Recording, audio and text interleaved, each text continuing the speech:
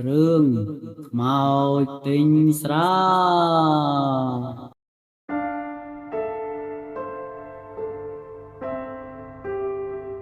កាលពីដើមឡើយមានបុរសវ័យកណ្ដាលម្នាក់គាត់មានឈ្មោះថាពូសុកសពថ្ងៃគាត់មានមុខរបរជាអ្នកបើកហាងលក់ស្រានឹងហើយកន្លែងគាត់នេះគឺលក់ដាច់ខ្លាំងណាស់ពួកមនុស្សម្នាជាច្រើនអ្នកតែងតែមកទិញស្រាកន្លែងគាត់ជារឿយមិនដែលខាននោះទេជាពិសេសគឺក្មេងវ័យជំទង់នឹងហើយពួកគេទាំងនោះតែងតែបបួលគ្នាមួយក្រុមមកជួយទិញស្រាកន្លែងពូសុកព្រោះថាកន្លែងគាត់នេះគឺលក់មិនដែលនិយាយសម្ដីអាក្រក់នោះទេទើបធ្វើឲ្យពួកគេទាំងអស់នោះចូលចិត្តតែមកទិញកន្លែងគាត់រហូតនឹងអ្នកខ្លះទៀតក៏សុំចំពាក់ស្រាគាត់មិនសងក៏មានឯខ្លះផ្សេងទៀតចំពាក់គាត់ហើយបែរជាថាឡាច់ថាកើតចាំស្អែកចាំសងក៏មាននោះដែរស្រាប់តែមានយប់មួយគាត់ក៏បានលក់ស្រាបៀរដូចរាល់ដងហើយយប់នេះដូចជាខុសប្លែកពីធម្មតាព្រោះថានៅជុំវិញបរិវេណគាត់មិនសូវមានមនុស្សម្នាជាច្រើនដូចរាល់ដងនោះទេមើលទៅស្ងាត់ឲ្យជ្រងំសំឡេងឆ្កែលូចាប់ផ្ដើមបន្លឺឡើងល្វើយរងំធ្វើឲ្យគាត់នេះមានអារម្មណ៍ថាដូចជាព្រឺឆ្អឹងខ្នងអាម៉េចមិនដឹងនោះទេតែគាត់នេះនៅតែកុហកខ្លួនឯងថាមិនអីទេវាគ្រាន់តែជាការផ្ដោតអារម្មណ៍ទៅលើអ្វីម្យ៉ាងតែប៉ុណ្ណោះមួយសន្ទុះក្រោយមកក៏មានបុរសជំទង់ម្នាក់ដែលធ្លាប់ចំពាក់លុយគាត់រាល់ដងនោះបានដើរមកដល់ទីនេះហើយក៏សួរទៅថាលោកពូឲ្យស្រាខ្ញុំមួយដបមកខ្ញុំចំពាក់សិនពេលណាខ្ញុំរកស៊ីបានខ្ញុំនឹងសងលោកពូវិញហើយចុះពេលណាទើបឯងរកស៊ីបានទៅបើមួយថ្ងៃយើងឃើញតែអង្គុយតែផឹកសុទ្ធនឹងតើឯងបានលុយពីណាមកសងយើងទៅមិនអីទេលោកពូខ្ញុំមិនធ្វើអីពិតមែនតែខ្ញុំមានរបស់នេះរបស់នោះទុកលក់សម្រាប់សងលោកពូដែរទេតើតែយើងមើលទៅឯងដូចជាកុហកយើងច្រើនដងពេកហើយលើកមុនខ្វះយើងមិនទាន់នឹងសមផងឥឡូវនេះមកខ្វះយើងបន្ថែមទៀតតើយើងមានដើមទុនឯណាទៅសងគេអ្នកផ្សេងទៅមិនអីទេលោកពូតែមួយដងនឹងទៀតទេគឺខ្ញុំឈប់ចំពាក់លោកពូទៀតហើយខ្ញុំនឹងយកលុយមកសងលោកពូទាំងមុនទាំងក្រោយឲ្យអស់មិនឲ្យនៅសល់ចំពាក់មួយរៀលខ្មែរនោះទេហើយអាពាក្យអញ្ចឹងឯងនិយាយជិត10 20ដងហើយដល់ពេលរួចស្រេចអស់ឯងចាប់ផ្ដើមមកចំពាក់យើងសារថ្មីទៀតយើងលែងជឿឯងទៀតហើយយើងគ្មានស្រាលក់ឲ្យឯងទៀតនោះទេ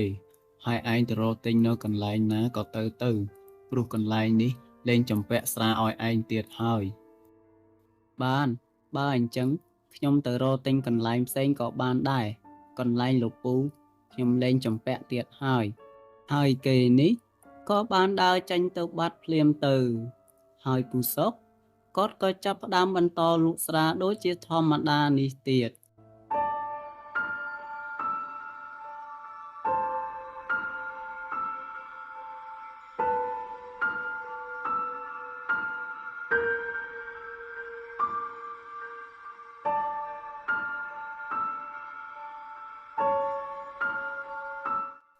យប់ស្ងាត់ក៏កាន់តែជ្រៅទៅសម្លឹងមើលទៅផ្ទៃមេឃគឺមានព្រះច័ន្ទពេញវង់យ៉ាងត្រចះត្រចង់មើលទៅពិតជាចង់ឲ្យគយគន់ពិតមែនហើយមើលទៅមេឃយប់នេះព្រះច័ន្ទពេញវង់ពិតជាស្រស់ស្អាតដល់ហើយបើសិនបានដូចយប់នេះរហូតមិនដឹងជាល្អយ៉ាងណានោះទេតែដូចជាចម្លែកដល់ហើយយប់នេះគឺជាយប់ដែលល្អបំផុតទេតើពួកគេទាំងនោះទៅណាបាត់អស់ទៅណោះយើងដូចជាមិនយល់សោះហើយប្រហែលជាពួកគេទាំងនោះទៅសម្រាកកាយនៅឯផ្ទះសំណាក់អស់ហើយមើលទៅ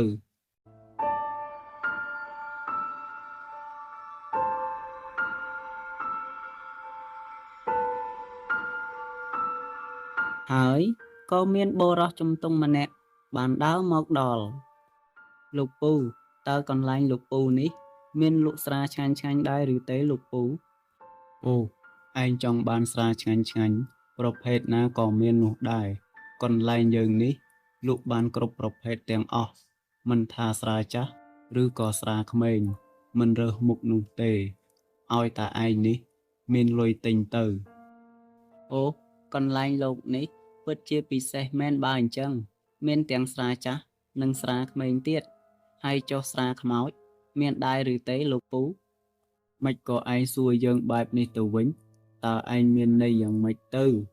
យើងលក់ស្រាទីនេះយូរណាស់មកហើយមិនដែលមានអ្នកណាសួររឿងចម្លែកដូចជាឯងនោះទេតើយើងមានស្រាខ្មោចពីណាយកមកលក់ឲ្យឯងទៅហើយតើឯងជាកូនចៅអ្នកណាដែរទៅមិនក៏មកសួរយើងបែបនេះទៅវិញអូគឺខ្ញុំជាកូនអ្នកភូមិនៅផ្ទះម្ដុំនេះទេលោកពូមកពីខ្ញុំចូលចិត្តនិយាយលេងច្រើនបែបកំ pl ែងអញ្ចឹងហើយលោកពូកុំប្រកាន់ខ្ញុំអីអូយើងមិនប្រកាន់ឯងនោះទេឯងជាក្មេងមានសុជីវធម៌សុភាពរាបសារចេះដឹងខុសត្រូវទៅថ្ងៃមុខឯងពិតជាមានសំណាងហើយណាអាក្មួយសំណាងអីទៅលោកពូបើខ្ញុំខ្លួនមួយរស់ទីពឹងខ្លួននឹងហើយគ្រួសារក្រក្រីទៀតតើមានសំណាងឯណារត់មករកខ្ញុំដោយងាយនោះទៅលោកពូអូសំណាងគឺវាមិនរត់មករកយើងនោះទេប៉ុន្តែយើងមើលទៅឯងដូចជាមានទេពកោសល្យហើយនឹងជំនាញផ្សេងទៀតព្រោះការនិយាយស្ដីរបស់ឯងគឺខុសពីមនុស្សទូទៅអូបើអញ្ចឹងខ្ញុំអរគុណលោកពូច្រើនហើយដែលបានសរសើរអូខ្ញុំភ្លេចទៅតើស្រាមួយដបនេះមានតម្លៃប៉ុន្មានដែរទៅស្រាមួយដបនេះគឺមានតម្លៃ$5តើឯងទិញដែរឬទេលក់ឲ្យខ្ញុំមួយដបមកខ្ញុំយកទៅផឹកជាមួយគ្នាខ្ញុំពីរបីនាក់ហើយបុរសជំទង់នេះក៏បានដើរត្រឡប់ទៅវិញភ្លាមទៅ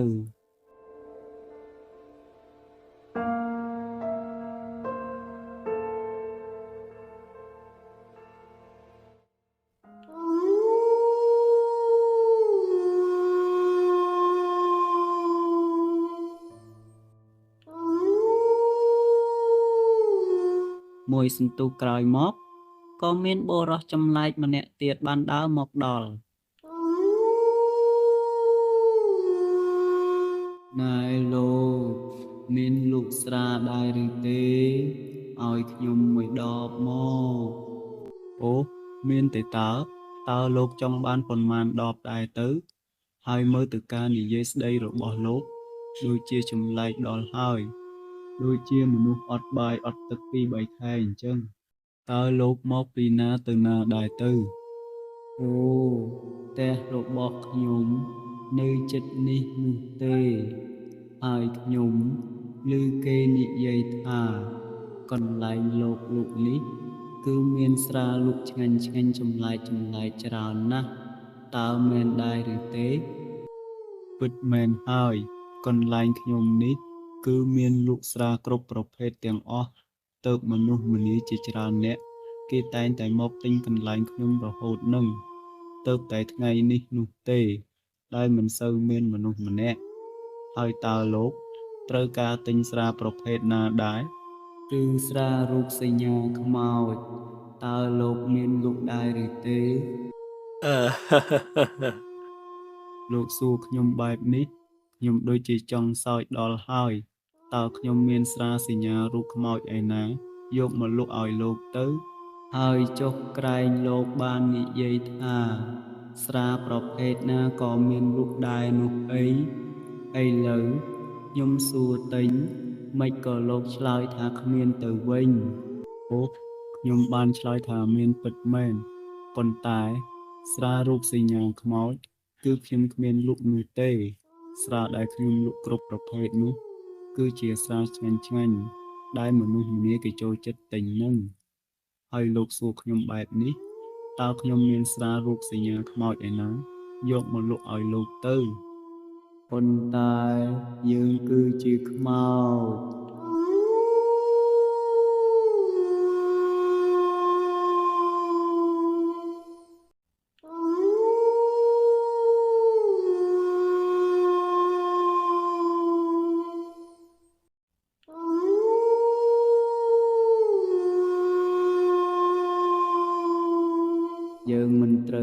ស្រាប្រភេទពួកនេះនោះទេឯងឆាប់ទៅរកស្រាសញ្ញាខ្មោចឲ្យយើងមកអត់ទេលោកខ្ញុំគ្មានស្រារូបសញ្ញាខ្មោចនោះទេលោកឯងគឺជាខ្មោចមិនទៅតាមបែបខ្មោចទៅមកទីនេះធ្វើអ្វីគឺយើងមករកទិញស្រាឯងនឹងហើយព្រោះឮថាស្រារបស់ឯងមានលក់គ្រប់ប្រភេទនោះអីប៉ុន្តែខ្ញុំគ្មានស្រាលក់សញ្ញារូបខ្មោចនោះទេលោកខ្មោចឯងមកខុសកន្លែងហើយឆាប់ទៅរកទិញកន្លែងផ្សេងវិញទៅបានបើអញ្ចឹងយើងទៅរកទិញកន្លែងផ្សេងវិញក៏បានដែរ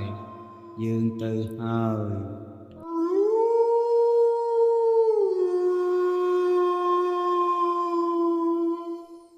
ើយខ្មោចចំណាស់ម្នាក់នេះក៏បានត្រឡប់ទៅវិញភ្លាមទៅហើយពូសុកគាត់ក៏បានរត់ចោលតូបរបស់គាត់សឹងតែមិនចង់តន់ចាប់តាំងពីពេលនោះមកពូសុកគាត់ក៏លែងហ៊ានចាញ់មកលក់ស្រានៅទីកន្លែងនេះទៀតទៅ